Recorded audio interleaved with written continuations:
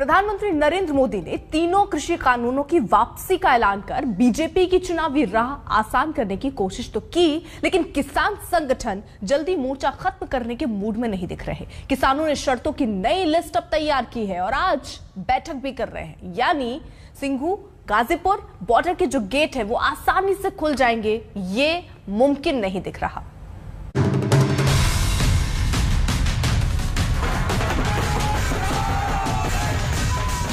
PM Modi ने कहा शायद तपस्या में कमी रह गई और पवित्र हृदय से कहना चाहता हूं कि शायद हमारी तपस्या में ही कोई कमी रही होगी।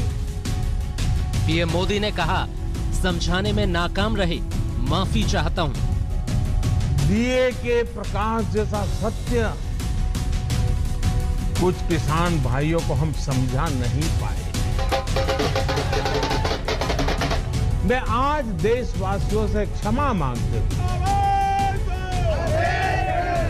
लेकिन पीएम की अपील, आरजू, मिन्नतें किसानों पर अब तक बेअसर रही हैं। गाजीपुर से सिंघू बॉर्डर तक किसानों की मोर्चाबंदी पहले वाली ताकत और चुस्ती के साथ जारी है।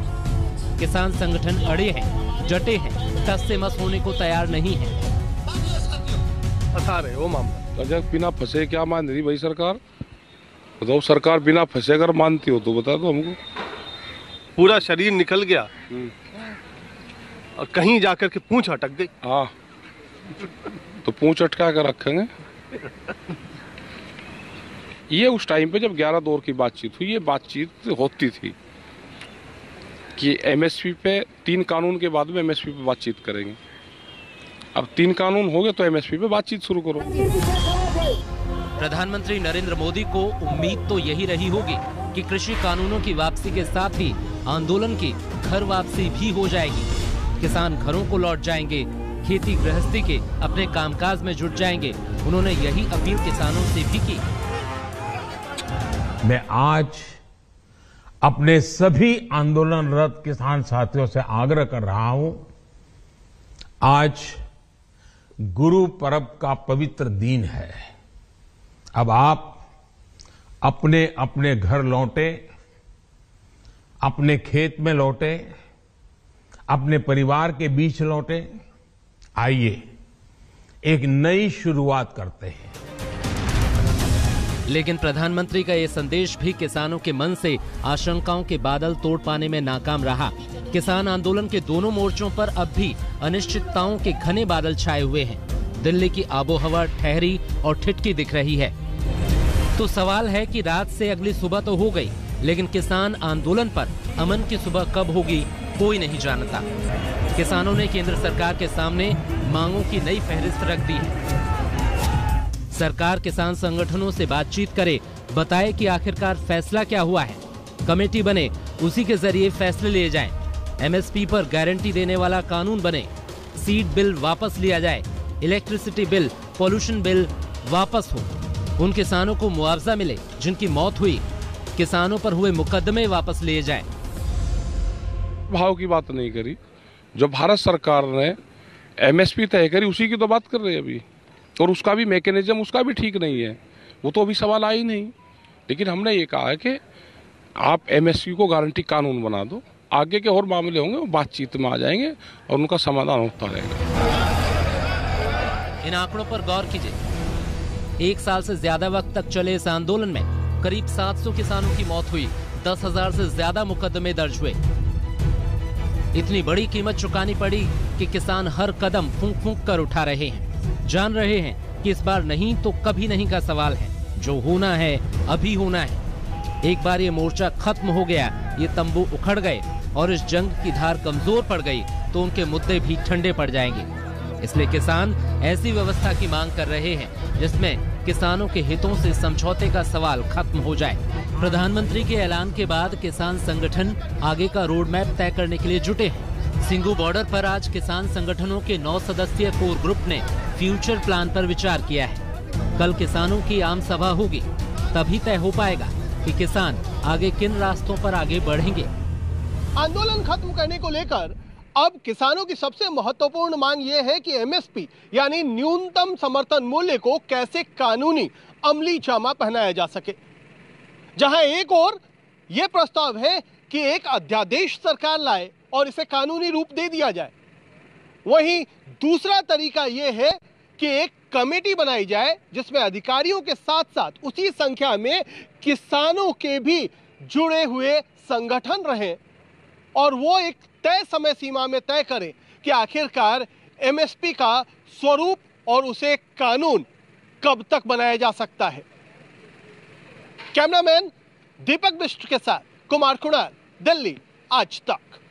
कृषि कानून वापसी के बड़े फैसले के पीछे बड़ा इरादा तो चुनावी ही दिख रहा है। 5 राज्यों में चुनाव मुहाने पर खड़े हैं और बीजेपी उम्मीद लगा रही है कि इस फैसले से किसानों का असंतोष घटेगा और सत्ता की राह आसान हो जाएगी।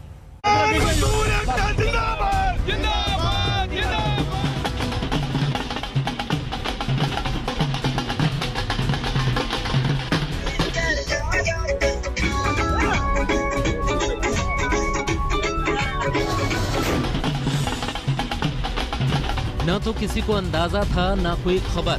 धरना स्थलों, खेतों और घरों में किसान अपने अपने कामों में व्यस्त थे कि अचानक वो खबर बिजली की तरह पूरे देश में दौड़ गई, जो सुनने के लिए किसान आंदोलनकारियों के कान साल भर से तरस रहे थे। 3 कृषि कानूनों को वापस लेने का, रिपील करने का निर्णय लिया है। सुबह सुबह कृषि कानूनों के वापस लेने की खुशखबरी जिस किसान ने भी सुनी, उसके कदम थिरक पड़े।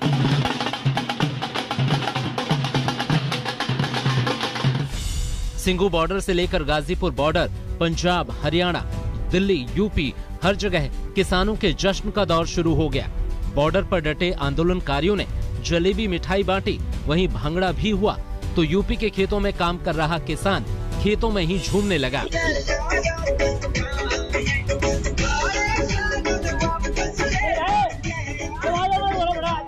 किसानों के चेहरे पर लाली लौट आई तो विपक्षी दलों का जोश भी हाई हो गया।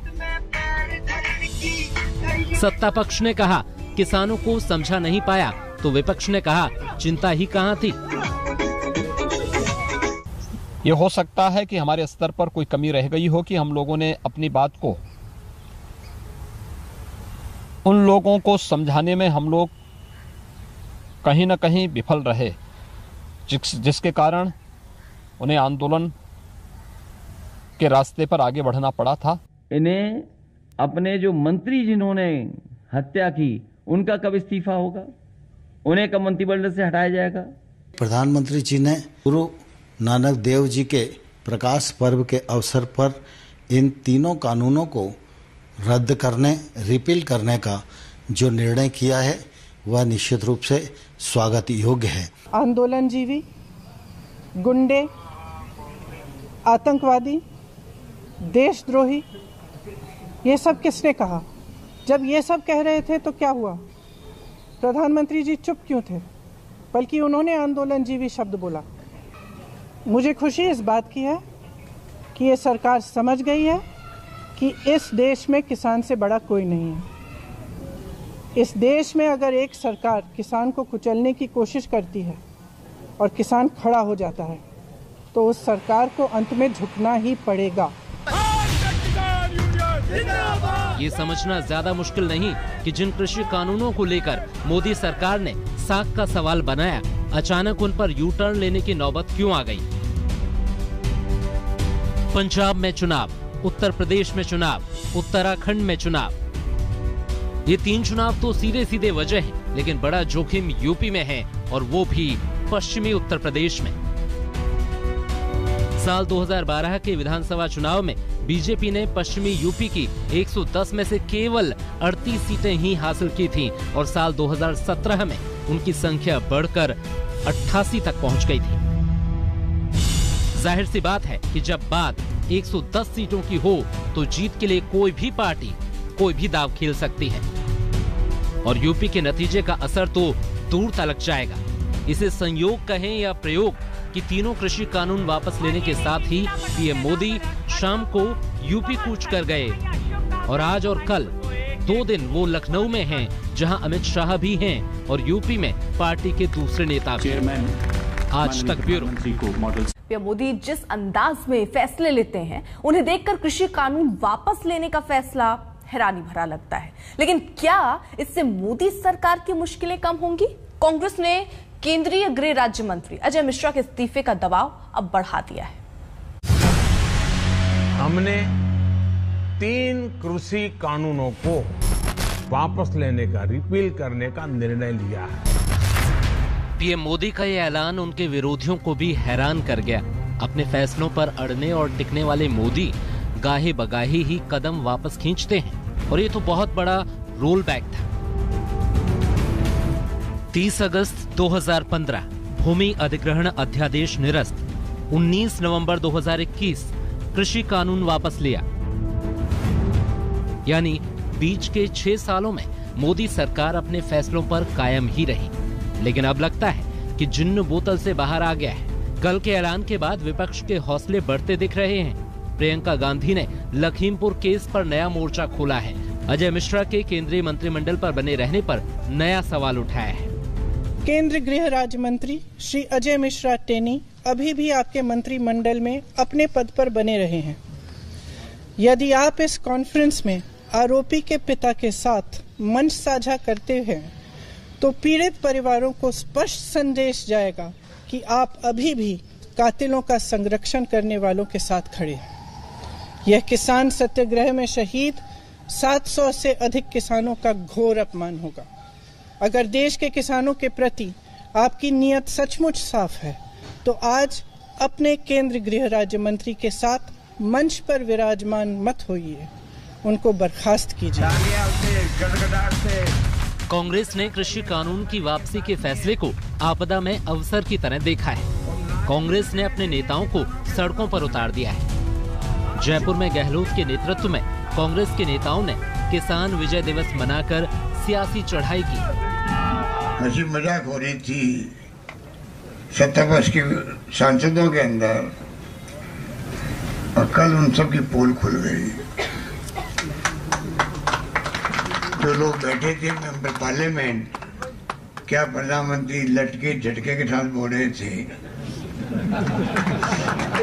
जो बोलते हैं हमेशा बोलते हैं, और कल वो लटके झटके गायब थी।